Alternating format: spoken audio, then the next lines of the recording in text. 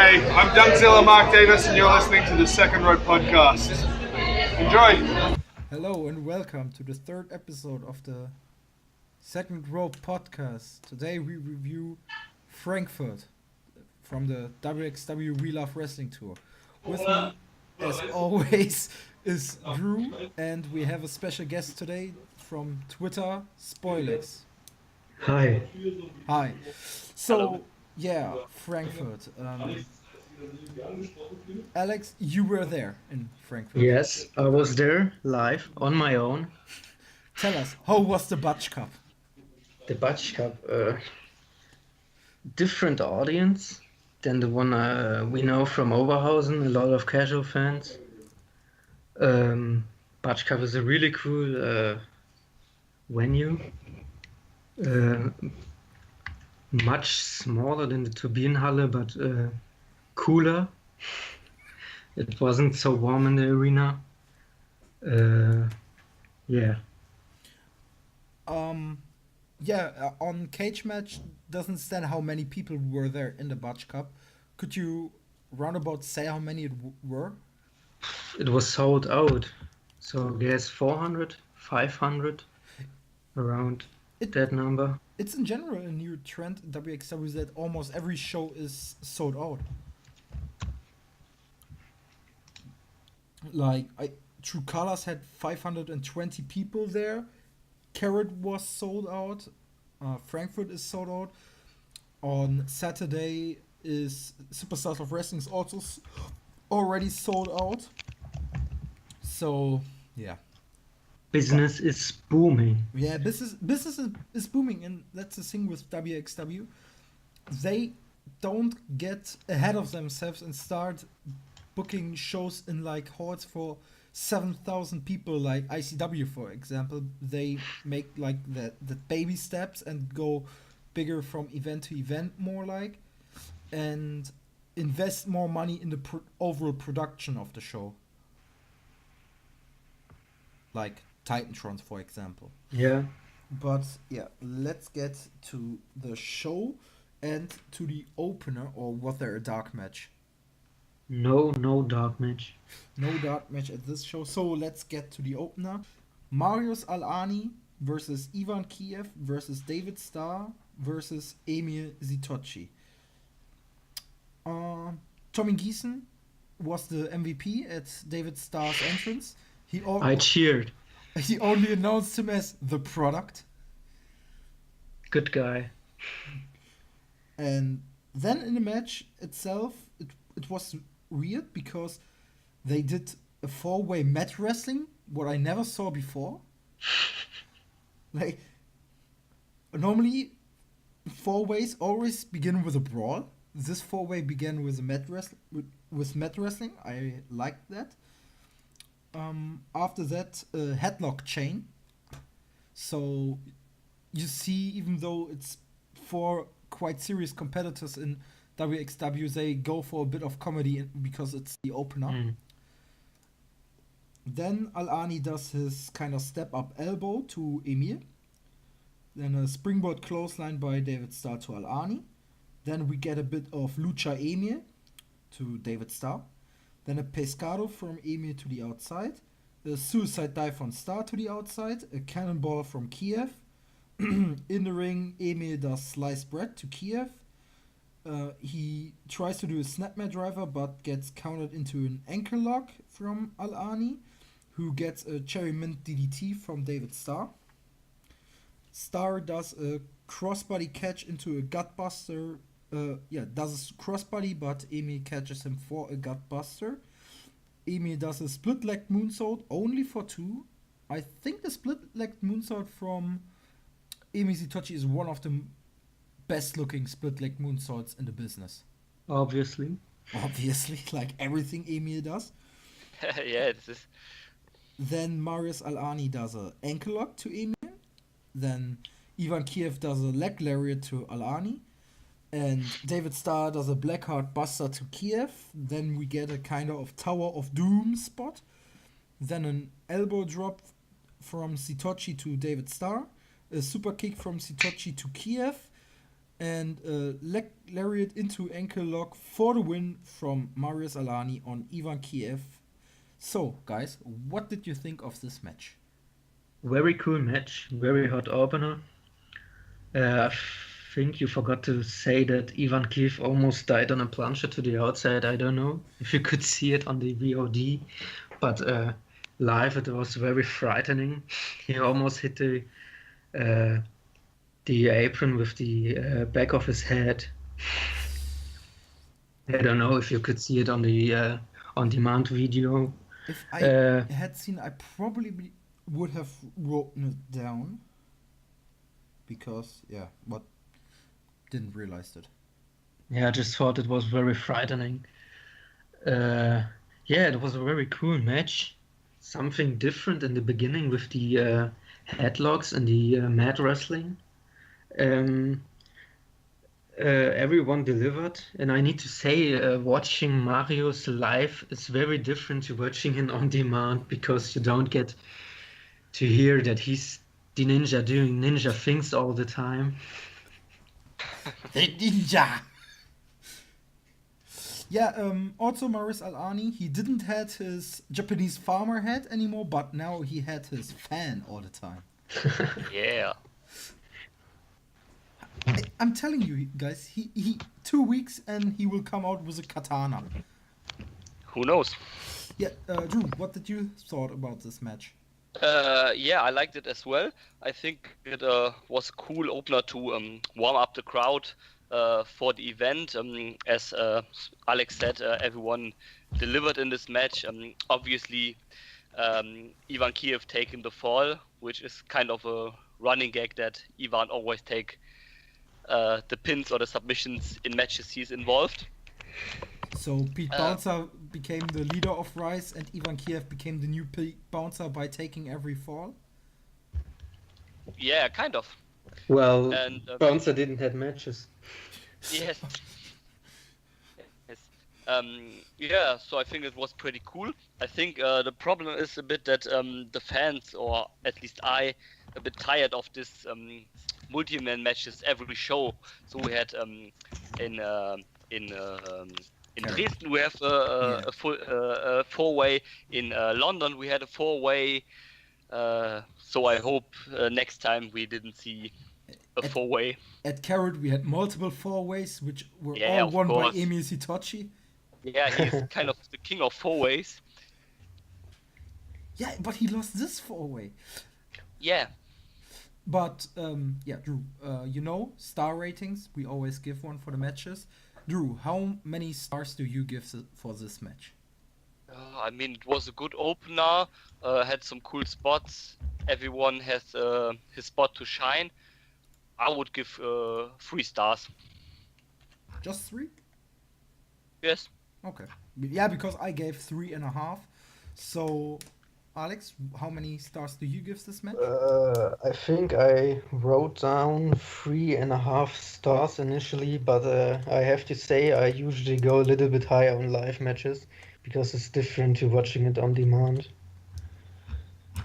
But I have it at 3.5 stars. All right. Yeah, so I think it was a solid opener. I mean, the opener don't need to be the absolute show stealer of the night. It needs to be like a bit of fun, a bit of getting the crowd into the show, and it was a easy opener for the show. So good job from all 4 competitors. Yeah, the crowd was very invested, like from the get-go. Yeah, that was something in general. I had the feeling was different than at True Colors, because at True Colors I had the feeling the crowd were dead almost all the time. Except for the main event when Ilya fought. And yeah, at this show I had the feeling the crowd was into almost everything. So yeah, that also always kind of gives a match a boost, in my opinion. But yeah, let's get to the second match, and it's the first match of the Dirty Dragon Trial Series. It's, of course, Dirty Dragon versus his dad, Absolute Andy. Yeah, Andy, fresh off his victory at True Colors in a TLC match against Marius Alani, straight to the comedy stuff with Dirty Dragon. Yeah, no. What a career. Yeah, what? Well, before the match even starts, he offers Dragan to lay down, but Dragan denies. And Dragan gets like a quick start with a lot of chops, and he wants to give him a Irish whip, but Andy just holds to the ropes and sends Dragan to the outside. Then I written down brawl on the outside, but it's not true. Andy just beat up Dragan on the outside. Then One man brawl. yes, one man brawl. Andy whips Dragan into the corner, and then he does a backbreaker, a couple of more whips, big boot, back body drop, but Dragan counters an F5 into a roll up only for 2. Then a spinebuster by Andy, R-Klasse countered into the DDT. Alex, Drew and I talked at the last episode about the R-Klasse now being like a move Andy does more often. What did you think about it? Because prior to Carrot, he almost never did it. So at Carrot, the move had a lot of impact against David Starr, but now he does it like at every show almost. Well, I think it's cool that he has an additional finisher, but he shouldn't use it that often. I think he should use it only in the big important matches. And I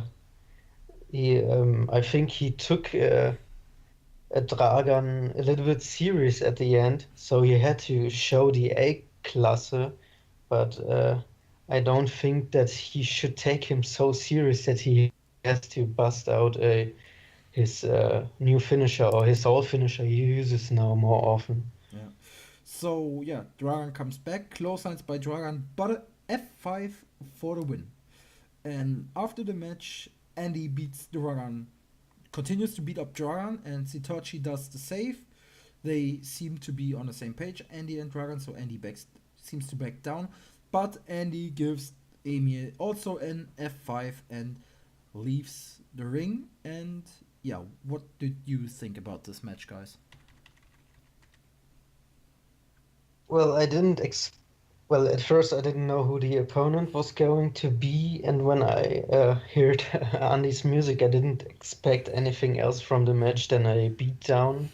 And Dragan showed a lot of fighting spirit, like he always does. And I don't think if you could see it on the VOD, but when he came to the ring, it seemed like that he didn't want to wrestle the match. Yeah, Like no, he- you saw it on the VOD. Yeah. Yeah, very solid match. I didn't expect more. I didn't expect less. They told a cool story with Andy not taking Dragan seriously at first, but then trying to bust out bigger moves to keep him away.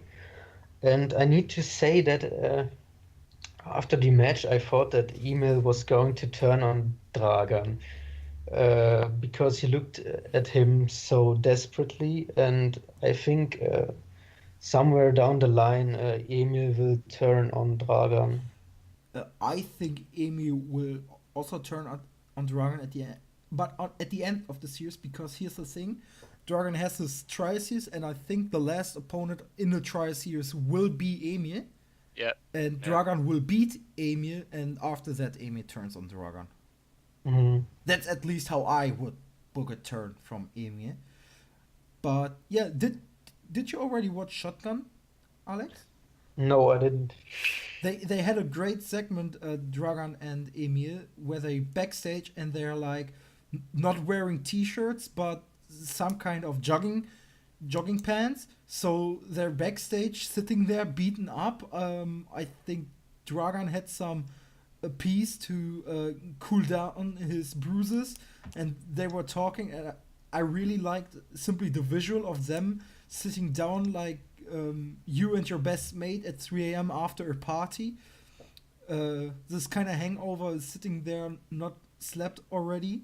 So really liked the visual in that case. So the visual was really funny.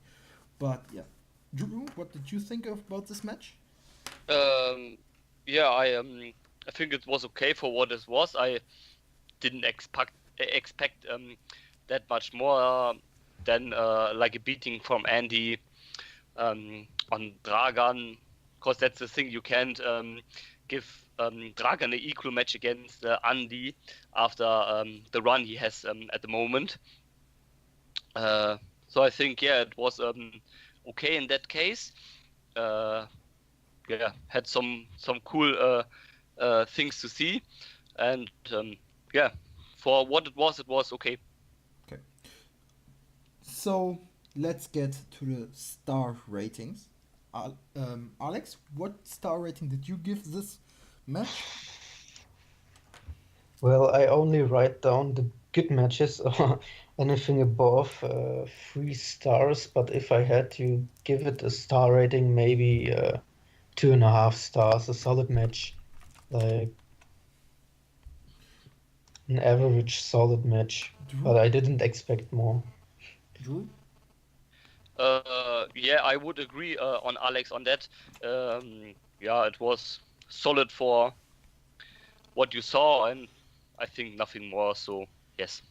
Here's the thing, because I really enjoyed the matches simply because I really enjoy everything Andy does since the win at Carrot, also with his promos and that stuff. And I really enjoy in general everything Dragan does because he's also a pretty solid comedy character, and every show, in my opinion, needs a comedy character as long as it don't get hokey in a way.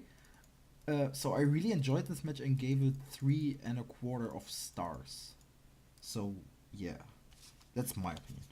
Let's get to the third match of the evening, and it's Melanie Gray versus Killer Kelly. And before the match starts, there is a promo by Melanie Gray, even before Kelly is in the ring, and she inhaled to say something, but in that moment when she almost started to say something, some fan shouted "Shut up" at her, which was basically the perfect timing to say that. And yeah, what did she say in the promo? That she's the veteran of the women's division, and Killer Kelly is just some rookie, and she's going to put her in her place. All right. So Kelly comes out, and Melanie attacks Kelly at Kelly's entrance, and yeah, they brawl a bit, and Kelly does a comeback, and Kelly does this kind of running big boot. I think Drew knows what I mean. It's the move that we said the last two podcasts looked shit. This time it looked good. Yeah. It looked done right finally. So yeah, I said the last podcast, if she continues to kind of not do it right, she should maybe think about putting it out of her repertoire. But she did it all right, so she can keep the move. In my opinion, it's then a good move if it looks good. Then they do a brawl on the outside. Like I think it's something in general with the matches in the women's division. They have almost all the time brawls on the outside, as long as it's not like a Tony Storm match. And, do I at least have the feeling? Well, I think the Tony Storm match against Killer Kelly had some outside brawling too. Yeah. Then Melanie jumps into chairs, and a bad looking backbreaker and swinging TKO combo by Melanie. Then the melodram gets countered, but she gets a clothesline. Then a fisherman suplex by Kelly for two. Then those cravat plus knee strikes by Kelly. Alex, how much do you like this move, the cravat plus the knee strikes by Kelly? They're okay, I guess. Well, I'm a big fan of the cravat, and if you do moves with it, well, I guess it's okay. Like, I don't have anything bad to say about it. Yeah, it's like I like it, and yeah, it keeps a bit of Chris Hero in wXw. But then she does.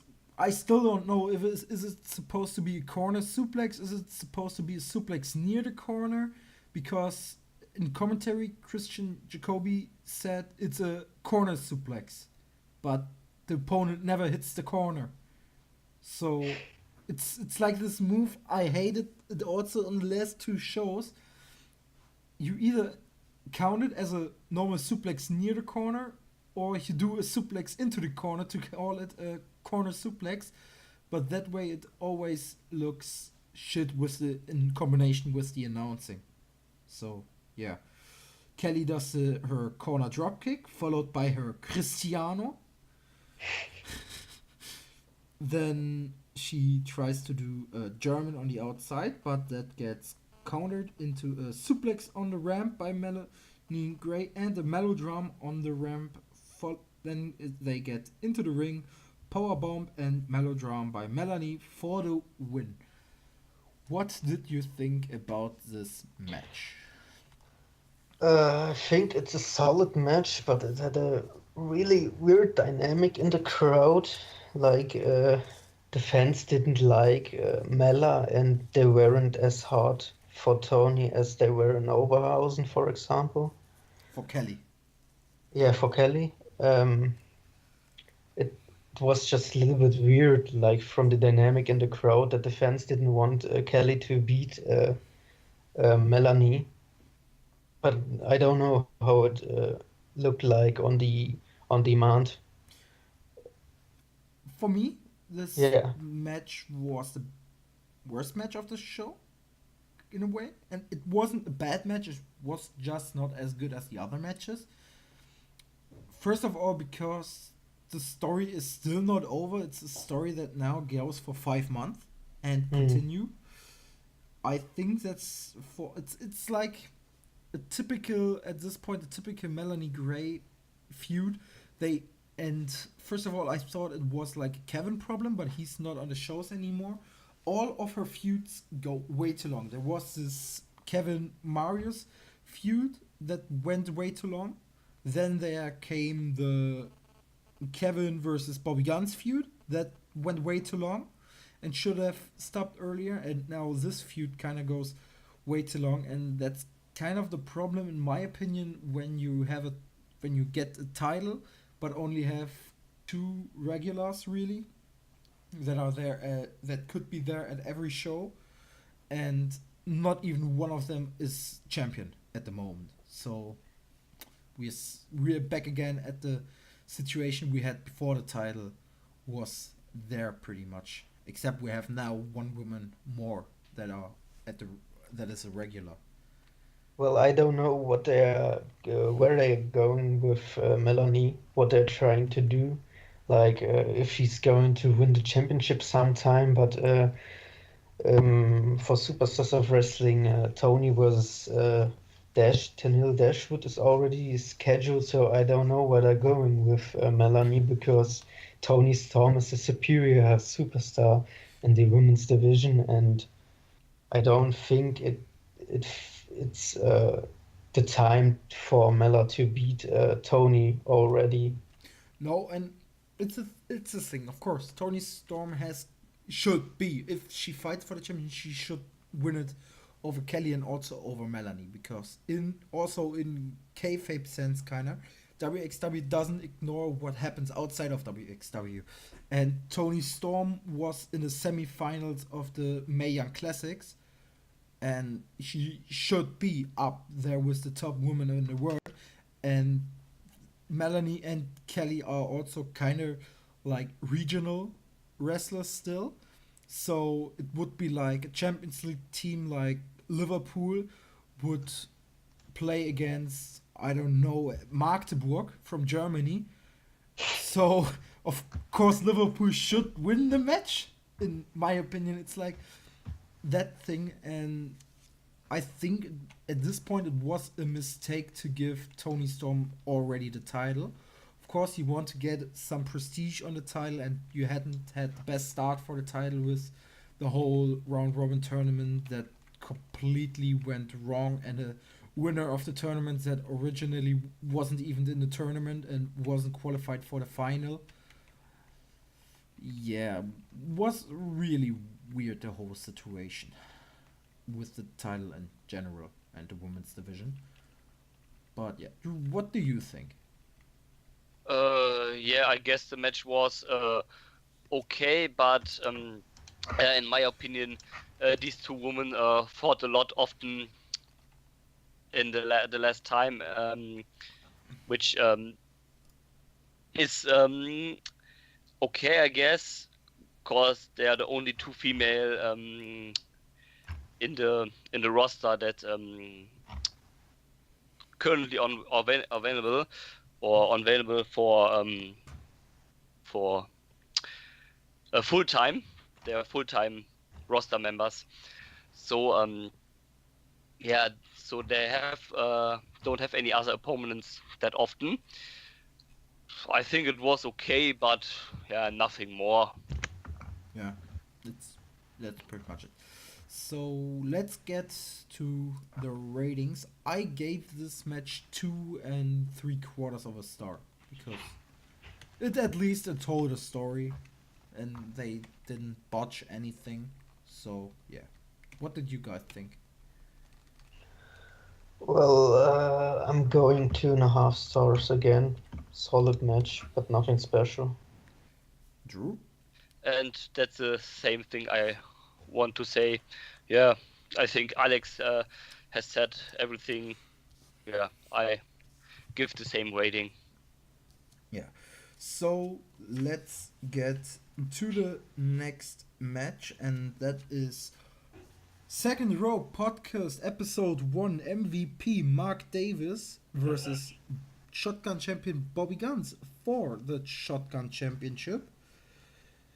Yeah, Mark Davis won the number one contenders match at True Colors.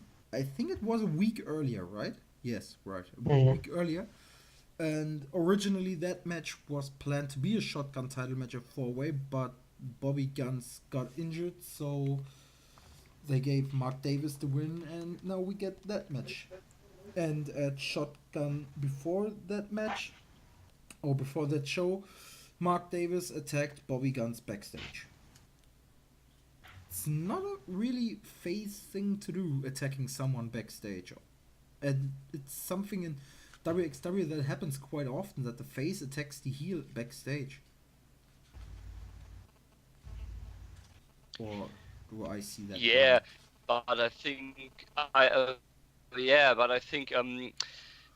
Mark Davis, even with the coolness he had and the good performance he does, he doesn't compare with the popularity Bobby Guns has in wXw and the overness. So I think they have to do him some things so that he gains maybe a bit of heat, because in case of overness he's not on the level of Bobby, so that you have kind of a heel face device, even if Bobby is in match the heel, so that you have some heel face divide, because Bobby is over as hell. So yeah.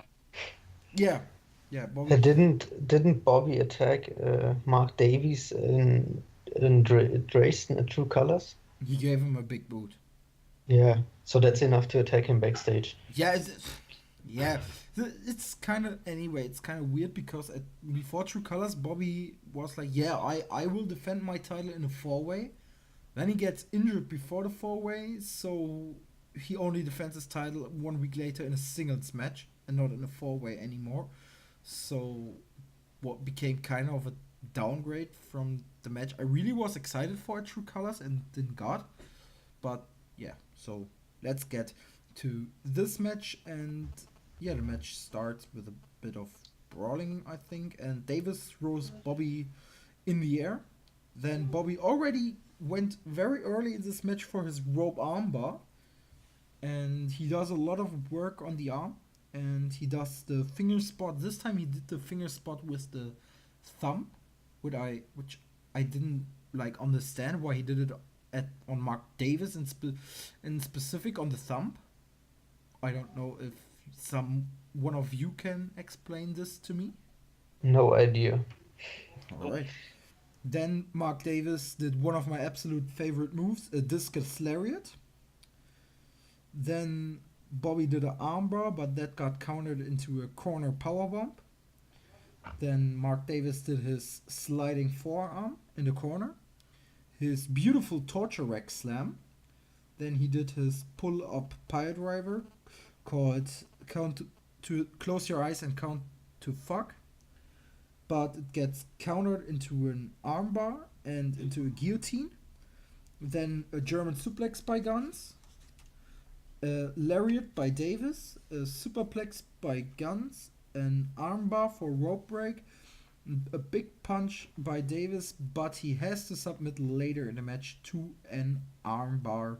So Bobby Guns defends his title. So, what did you guys think about this match?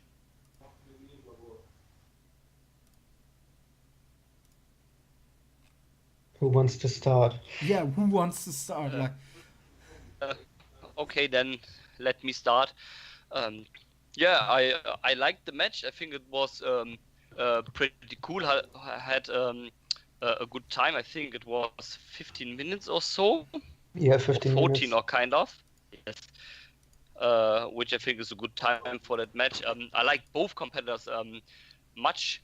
I saw Davis at the shotgun tapings a day later, and yeah, and Bobby delivers as always. So yeah, I like that. I Guns. think both Bobby Guns, yes. I think they had a good dynamic between each other. So yeah, I liked this match a lot. isn't it weird that Bobby Guns is the most over guy at OTT, even though he never wrestled for OTT? No, Alex, what did you think about this match? Very, very good match. Told a great story with Bobby Guns going against the arm of Davis, but I guess it's always the story of a Bobby Guns match. And the cool thing about that he always does the work against the arm till the end of his matches. So he puts him away with an armbar. Yeah. Yeah, And doesn't do another move, like he does it till the end. yeah, it's like a very good thing in terms of psychology, because if you have a finishing move that is a submission to the arm, you should work the arm all the time. If you have a submission move to like one of the legs, work one of the legs all the time. And in general, I think psychology is something that we're quite missing in today's wrestling at a lot of times. So I like that kind of wrestling Bobby does. So, star ratings, guys. Who wants to start? I think I have the match at 3 3 quarters. Yeah, I think, yes, I have it at 3 4 quarters. Yeah, I would go a bit less. I give 3.5 stars. All right. So, yeah, let's get to the. Well, I gave 3 1/4 of a star because I wasn't really 100% invested into the match. It was weird in general lately. I'm not that invested because I kind of have the feeling the matches that Bobby wrestles, they're always good, but they start to be always the same. Mhm. And yeah, kind of didn't like that. We had the same problem at the last podcast with Walter versus Ilya wrestling the same match at every event they're booked against each other. So yeah, the next segment, it wasn't a match, it was only a segment, was the segment with AJ. Alex, you were there live. Tell us what had AJ to tell us. Well, he was booked again by Jacoby to go against a big name and in wXw, and he was supposed to face Ilya Dragunov, but he was announced to be not medically cleared for Frankfurt.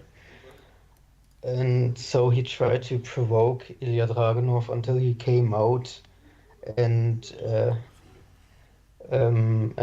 when he was in the ring, he still tried to provoke him and said some bad things about his bastard son. And Ilya wasn't really amused about it. Yeah, yeah. And yeah, he got a Torpedo Moscow for his promo in the end. Well, I guess that's a future title feud down the line when they have to fill some time for Ilya when he's not going against a big name. Maybe But after some, Superstars. No, it's yeah, Superstars. It's already Yeah. announced. Ilya versus what? I Yeah, think. after Superstars. Oh, I mean. after, okay. I think Hamburg after Superstars. yeah, Hamburg would be a great fit. Yeah, Yeah, why not? it's the I next. think they have a match in Hamburg already. James and Dragunov, I think last year at that, and they had a match together in Hamburg. Could be, but possible. yeah, it would be the perfect fit for that because it kind of is um it's a feud that's only temporary, of course, because I don't think Alexander James will be or should be the champion of wXw. So yeah, I like the announcement. I like it. Yeah, I like it. And yeah, let's get to the next match, shall we? Yes. Because the next match were Hungary versus Austria. Austria. It was the Arrows of Hungary versus Monster Consulting the, for the World Tag Team titles held by Monster Consulting since True Colors. Yeah, Arrows of Hungary. We never talked about them, of course, because they never were on this show. What do you guys think about them as a tag team? Well, I watched some things of Icarus in in GWF before, and I think he was a solid wrestler. I never really saw something from Dover besides some matches, and I wasn't really a big fan of him, but this match really made me turn the corner on them. It was a really, really great match uh, for something I didn't expect to be so good. And I really like to see them come back for the World Tag Team League, especially with the future they're doing this year with all the different nations. Yeah, Hungary in a tag. I wouldn't have anything against them. Um, I want to say something about the look. I think Icarus looks like a bald wrestler, but Dover here, he looks like a smaller, bald version of Rusev. It's Dover Day. Yeah, it's Dover there. He really looks like a small, bald version of Rusev, in my opinion. I don't know if you guys see that as well, but Yes. I saw The it. audience, some parts of the audience start to chant Rusev Yeah, Rusev Day, but I think that was simply as well. not being educated enough from some fans to know that Hungary and Bulgaria are not the same thing. Yeah. It's like that WWE doesn't know that Bulgaria isn't part of Russia. Yeah. And the pants from the arrows looked a lot like the one from Rusev, Yeah, it's but because with of the same colors of the flag. So the other flag. yeah, They had really cool masks for the entrance too. They looked like stars at the entrance. okay, yeah, maybe they are stars in WXW in the future. Because let's talk about the match because I really liked them in this match. Yeah, I really liked that match too. But yeah, Dreisker started with hip tosses. Um, yeah, he hip tossed Icarus 2 times across the ring. Then then Icarus did a pescado to Dreisker to the outside of the ring. Dreisker got thrown to the ring steps by the Arrows of Hungary, and this was a part I didn't like because Robert was the legal man in the ring, and then he got thrown into the ring steps, and then he suddenly wasn't the legal man in the ring anymore because then Nero was the legal man. I didn't notice it.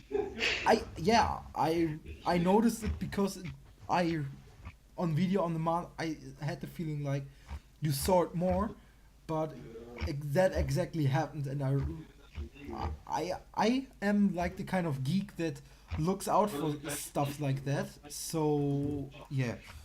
Then back body drop plus Senton by the Arrows of Hungary to Nero, but Nero gets back and does the Desolatio to Dover. Then a standing moonsault by Icarus to Nero, a T-bone suplex by Dover, and a cannonball by Icarus to Nero. Then a double knee from Nero, like his running knee strike he does. Has it actually a name? No idea. Okay. Massive kick. Massive kick. Massive knee strike. Sick kick. Then the hot tag to Dreisker, who basically was still the legal man if you look at it correctly. But yeah, anyway, he comes into the ring. Big splash to Dover. Senton to Nero by... let me think for a moment. Yeah, right. He does a big splash, and at one point in the match, Nero pins Dover, but Icarus comes in from the top rope with a senton on both of them. Then a moonsault by Icarus to Dreisker to the outside. Icarus did a dive, then a dive which misses, and Nero did again his knees, this time against only him. Then a springboard kick missed from the Arrows of Hungary and hit their own teammate, followed by the final constellation for 3. Alex, what do you think about the final constellation, the finishing move of Monster Consulting? I think it would be cooler if Avalanche went for his power bomb. Boulder Dash. Oh, Boulder Dash, yeah, Boulder Dash, it's Boulder Dash. But I think it's a cool finish. I haven't seen before, but I think it's a little bit weird that they do a knee strike, and why doesn't he hit him with a lariat, from the get-go? Why does he need to do the short-range lariat? Well, I don't get that. Yeah, okay, yeah, in that terms. I think it looks cool. I agree, it would be cooler if he does the Boulder Dash instead of the lariat. But I also like this kind of teamwork go to sleep, how I like to call it.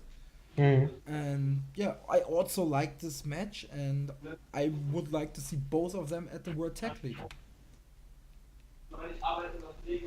Monster Consulting, of course, as champions in the World Tag League, and the Arrows of Hungary. I think they would make a solid spot for the World Tag League for 3 matches. Well, Icarus was booked for Wrestling Deutschland, was it? I think Wrestling Deutschland. He was already booked at the 16 Carat weekends, and he was on Shotgun as well. So I think they might have some plans in the future for both of them. Yeah, I would think it's cool. Match ratings, Alex. What match rating did you give this match? I thought it was a really good match. It dragged a little bit in the middle, but the hot tag was great. The fans exploded, like they loved it. They loved Avalanche going crazy in the ring. So I think I'm going 3.5 stars on that match. Drew? Yeah, I like this match a lot as well. I was kind of impressed by the Arrows of Hungary because the last time I saw them was at one of the Prague shows in the Czech Republic, but I think it have to be 3 or 3.5 years ago. So I saw almost 3 years nothing from them, and I think they improved a lot.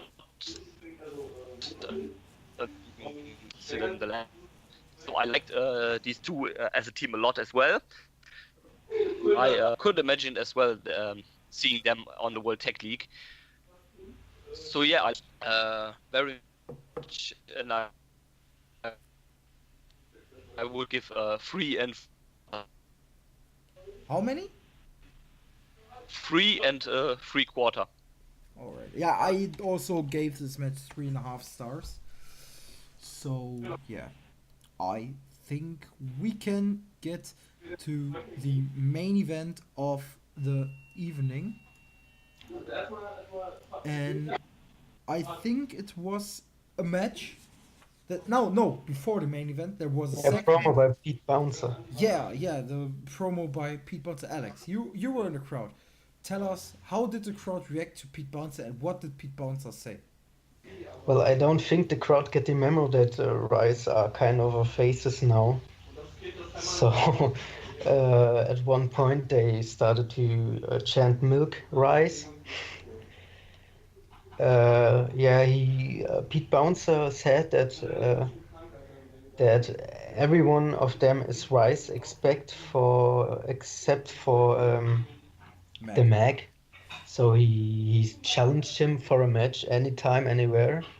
And then he continued to say that not only the members of Rise are Rise, but everyone in the crowd is Rise.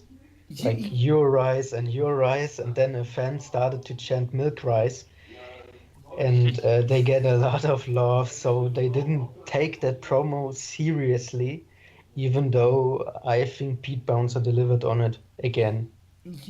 I watched the show upstairs at my parents, and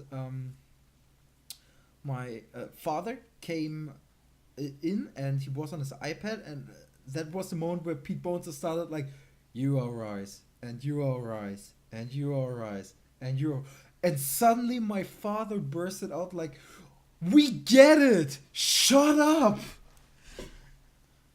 I thought this kind of like, "You are Rise, you are Rise." Also in this kind of Pete Bones has this unenthusiastic voice, like it dragged for too long, that segment. Yeah, I know what you're trying to say. Like if you're not really invested into Pete Bouncer, it could drag a lot. Yeah. No, yeah. Match against the Mac in the future. When do you guys think that match will happen?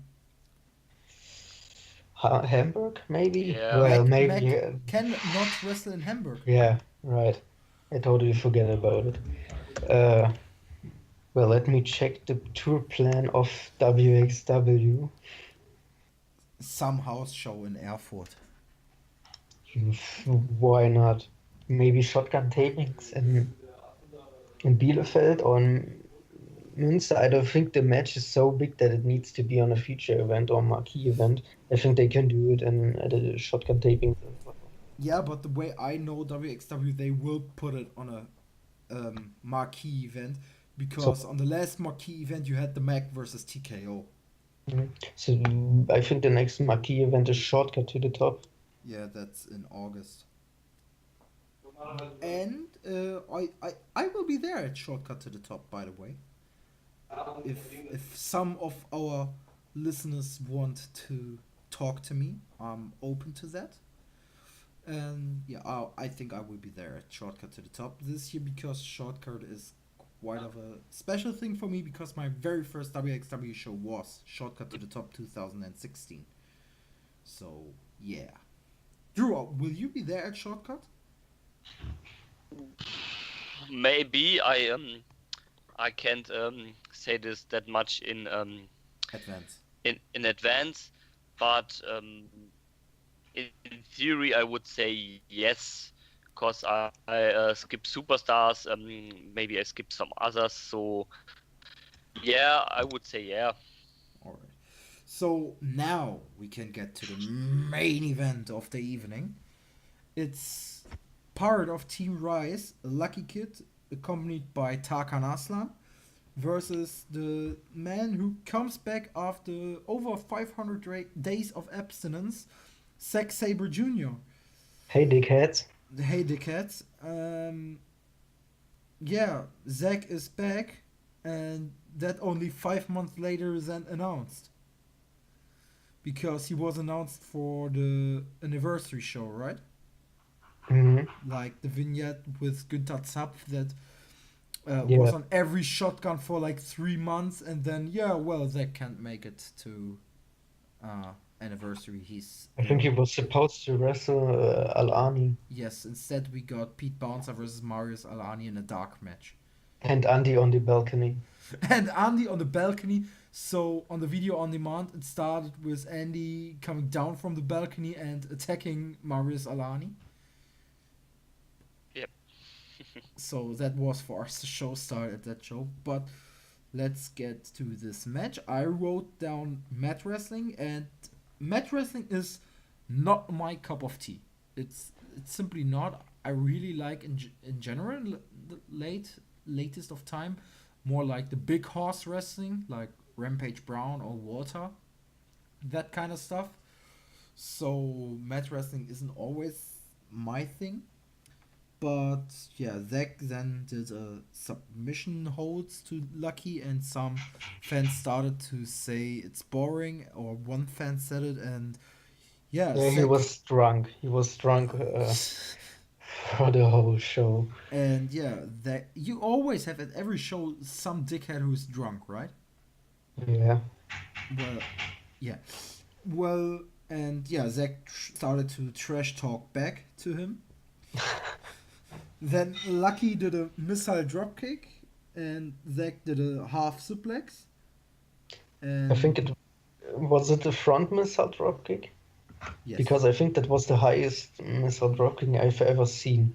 Like he was very high in the sky. he was high. Well, then a second rope tornado DDT into a butterfly submission by Zack, like that. Then Lucky tried to do his handspring elbow into, yeah, handspring elbow, but Zack countered it into a dragon sleeper. Then Zack did three very hard penalty kicks, or at least I believe they were hard because they didn't look quite soft. Yeah, they were very loud in the Batch Cup. Then he did an abdominal stretch, and Tarkan Aslan gives Lucky some brass knuckles, but Lucky refuses to use them. Great storytelling. Yeah, great storytelling because Lucky is a weird story in general because even when Rice were healed, he was face, and he never really did something much facey to have this face status in a company. But he just wrestled great matches, so he got over very quick with the crowd. Yeah, so he did an Asai DDT, then lots of nasty chops. Then he did his handspring elbow, but Zack did a triangle choke, but Lucky countered it into a powerbomb. Then Zack did multiple submissions, and Lucky passed out in one of them. So Zack wins his comeback match. And what did you guys think about this match? Oof. I think it was great, very special. I think the thing about the mat wrestling at the beginning is that they try to tell a great story. At first, Zack didn't get Lucky down to his pace, so he got really pissed and destroyed some fan's chair. I don't know if you could see it on the demand. Yeah, they showed it. And when he finally got Lucky down to his pace, Lucky refused to stay down and showed great storytelling and transformed into the king of chops somehow. He threw like 3 or 4 chops so loud I got flashbacks to 16 Carat 2017. Korea flashbacks. Yeah, Those chops. the Oberhausen flashbacks. The Oberhausen flashbacks when Walter met Ilya. Yeah. Drew, what did you think about this match? Oh man, I think this match was great. Definitely the match of the night. I'm very happy to see Zack back in wXw. Maybe it's was only for that two appearance, that one in Frankfurt and the late data in Cologne. Well, he said he's back. Yeah, that He was said something. he's back, but he has signed a full contract with New Japan, which will be now his highest priority. So I don't know if he can be booked again. But think it was pretty cool to see him back in the action. He is without a doubt one of the best wrestlers in the world, and I think he showed that in this performance.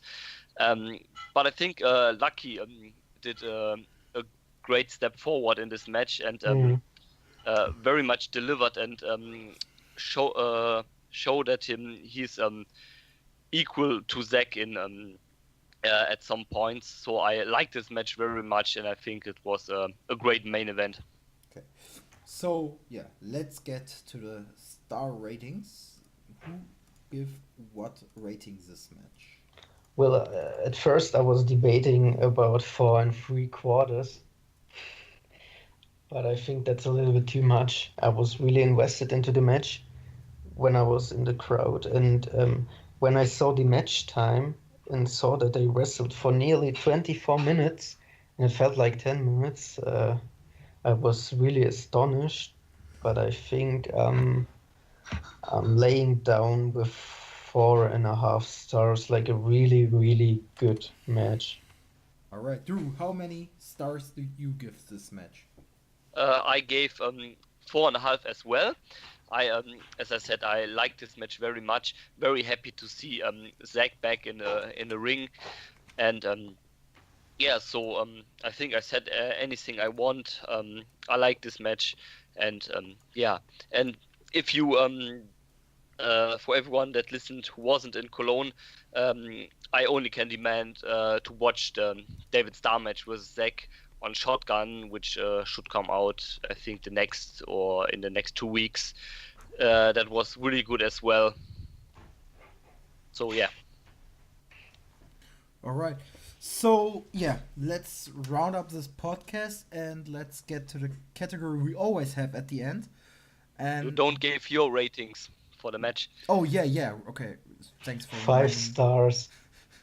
2 stars wasn't that big. No, like I said, wasn't my cup of tea, and I really appreciate what they did, but simply because of the fact, because I'm not that much of a fan of technical mat-based wrestling, I can't appreciate it as much as others do, so I only gave it 3 3/4 stars.